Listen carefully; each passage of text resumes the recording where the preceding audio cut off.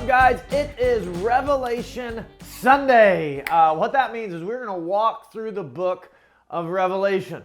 So if you're brand new to church, it's the very last book of the Bible.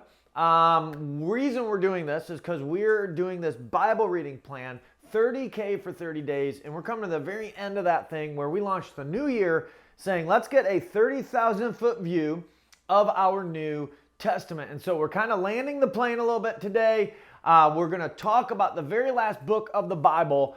And so let me back up and let me set it up like this.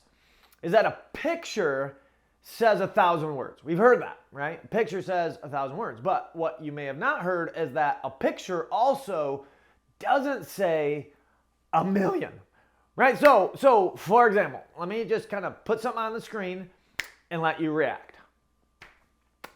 Those are my legs. All right, now, if you are a friend of mine, if you're involved in any group chats, every time I go on vacation, I send a leg picture, right? I mean, it is like bam, bam, bam, bam. Everywhere I go, I'm by a pool, I'm at a beach, I'm out of the country. And here's what's funny, all right, is besides the grossed out view of my legs and my nasty, hairy big toe, all right?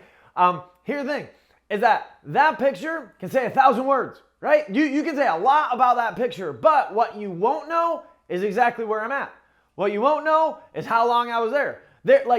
For every 1,000 words that picture says, there are 1,000,000 that it doesn't say. Let's do another one, all right? Here's another picture. Now again, that picture might not be exciting to you, okay? But what you're looking at is that is our church trailer in Saline, and that is literally our whole entire church in a trailer, right? Now think about this. Just looking at this picture, you would know that's a trailer. You would know it's a trailer in a parking lot. What you would never guess, ever, is that is an entire church, like kids ministry, production, sound, lighting.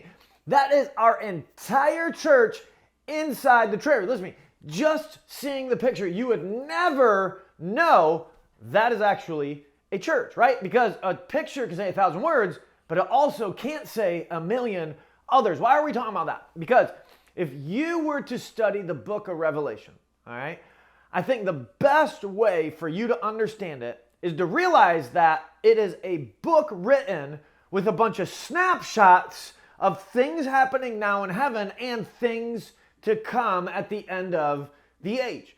It is a bunch of snapshots, right?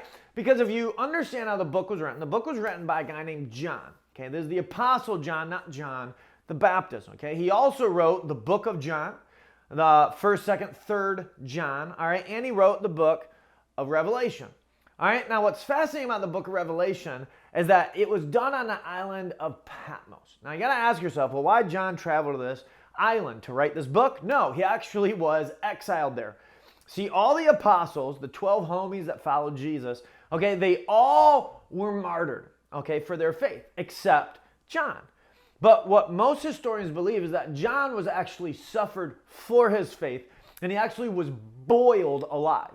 Now, he didn't die from that, but he was so dismembered and scarred that it was like, oh my gosh, like, we can't even look at you anymore. And so they exiled him to the island of Patmos where, well, the rejects of society would go, okay? And now it was on that island that he was caught up, and he was able to have visions or snapshots of things in heaven or things to come. And out of that, John pens the book of Revelation. And so what you got to understand, okay, get a picture of this, all right? When we read this, what this means is that the book of Revelation is not a book written to predict the end of the world and the end times, although it gives us pictures of those moments. Okay, there's a ton of apocalyptic language. There's a ton of symbolism in there, but the reason that's there is because, again, John was writing and seeing things that he had never seen before,